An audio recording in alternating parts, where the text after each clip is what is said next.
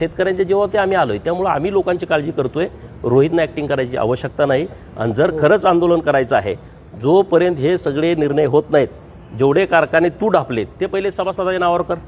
जाऊ दे बाकीचे जे विषय, नंतर जयंत पाटलाजी वगैरे नंतर 2 नंबरला बघू.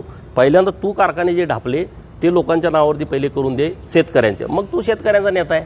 नाहीतर पुढारी व्हायला एवढं सोपं नाही. महाराष्ट्र आहे हे, खोटं बोलून काय होणार नाही.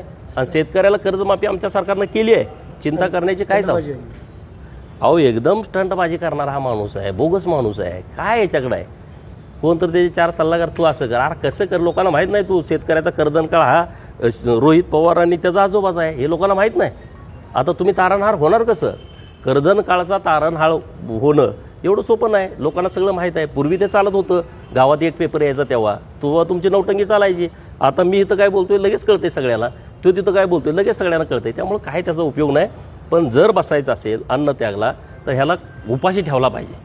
नाहीतर तिथं वडापाव खाणार आणि परत इकडे येऊन म्हणणार मी शेतकऱ्यांच्यासाठी जोपर्यंत कर्जमाफी केली आणि आता तू कर्जमाफी कसली करणार आहे?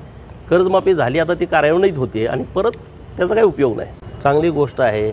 देवाचे आभार मानले पाहिजेत की ज्यांना कधी आंदोलनाची सवयच नव्हती, ज्यांना फक्त लुटायचं खळं माहीत होतं. शेतकऱ्यांचं खळं महाराष्ट्रामध्ये सगळ्यात लुटलं कोणी? तर रोहित आणि रोहितच्या आजोबांनी. शेतकऱ्यांना गोळ्या घातल्या कोणी? आजोबाच्या सरकारने. मावळमध्ये जेव्हा लोक पाणी मागायला आली तेव्हा तुम्ही गोळ्या घालता. इथं आपल्या सांगली जिल्ह्यामध्ये नांदऱ्यामध्ये जेव्हा ऊस दराचं आंदोलन झालं, नलावडे, मला वाटतं चंद्रकांत नलावडे शेतकरी, त्याला डायरेक्ट गोळ्या घातल्या. त्याचा नातू आता इथं बसला आहे आंदोलनाला.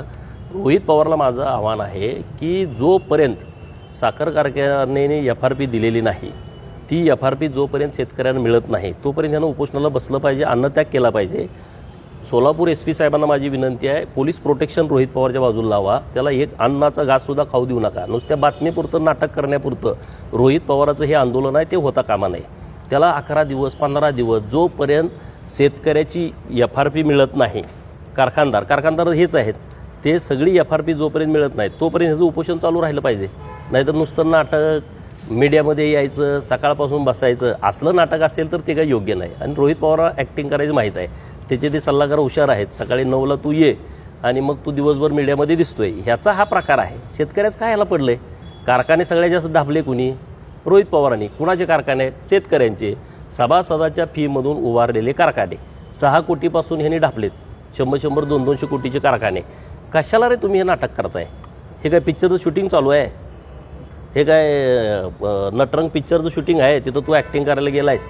आणि मला सामान हा बसला पाहिजे तिथं. लोक रोज ह्यांच्या विरोधात आंदोलन करत होते. बसू द्या ना याला महिना 2 महिने, काय फरक पडतो?